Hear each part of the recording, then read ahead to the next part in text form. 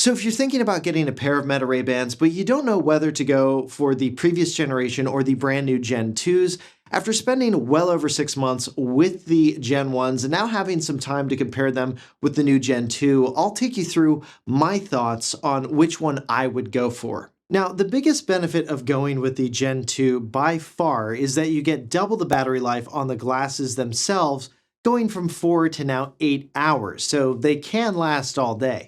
And the charging case gets a battery life boost as well. It's now up to 48 hours of additional charge, up from 32. So if you plan to use these while out on the beach for a day or at an all-day event where you want to keep recording photos and videos or listening to music and media throughout the day with the glasses, you'll likely benefit from that increased battery life. But if you're like me and you aren't going to have these on for hours at a time most days, then it's not going to matter to you. In my 6 months of reviewing the original Meta Ray-Bans, there was like one day out at Cape Lookout where my battery on them did die, but just one day out of the entire 6-month period. Now, for that day, would I have liked the battery life to have lasted longer? Yes. So you do have to consider those special trip days, even if they're pretty abnormal, whether or not you'll want that extra battery. But given I had my dedicated camera with me as well as my phone, which can take horizontal photos and videos as well as vertical, the Ray-Bans can only do vertical, I was fine. Another minor upgrade that Meta made to the new Gen 2s is upgrading the camera to 3K at 30 frames per second, and you can also do 180p plus up to 60 frames per second.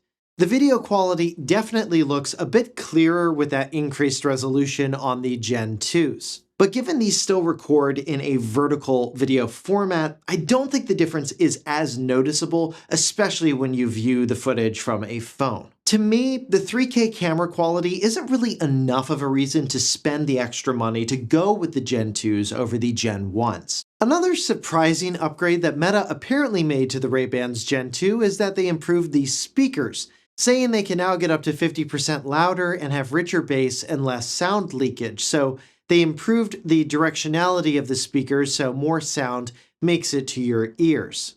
To me though, when I listen to music on both of these, they sound pretty much identical. I can't tell if Meta made any upgrades to them or not. They also announced a new feature called Conversation Focus that's coming soon, and what this does is it uses the open-ear speakers to amplify the voice of a person that you're talking to in a noisy environment. Though this feature will probably only matter to those who go for the transition lenses version or the clear lenses, unless you're just super cool and you can pull off wearing sunglasses indoors all the time. Speaking of transition lenses, Meta also added new color options for transition lenses. Lenses are also interchangeable between Gen 1 and Gen 2. So those are all of the major features and differentiators between the new Meta Ray-Bans and the previous version. And if you want to see more of my thoughts on whether or not I think the Meta Ray-Bans are worth it in general, I'll leave the link to my review, which you can get to by clicking here. Now, the Ray-Bans Gen 1 are typically selling for around $300 at the time of recording, making them slightly $100 more than a regular pair of Ray-Ban glasses. And for $100 more, you get integrated speakers plus a camera. That's a pretty great upsell. But for close to $200 more than a regular pair of Ray-Ban sunglasses, so right now, the lowest price for the Gen 2 that I've seen is around $379, though that will depend on your country as well as the frame style that you choose. I think for the Gen 2s, that's a lot harder of an upsell because you're basically paying for almost double the cost of a regular pair of Ray-Ban sunglasses. And that's why I, at this point, would go for the Gen 1s over the Gen 2 if the current pricing split holds between them.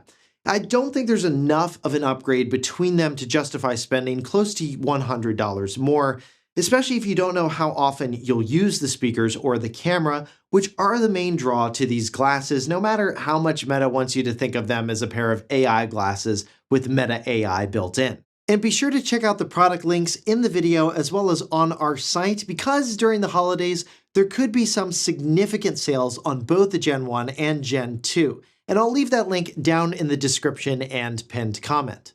So those are my thoughts on which one I would go for if you're stuck deciding between the two, but if you have a different take, definitely let me know in the comments. And to see my 6 months later review, of the Meta Ray-Ban smart glasses. You can get to that by clicking here, or you can click here to see my other popular 6 months later reviews, like my review of the Meta Quest 3, iPad Air, and Vision Pro.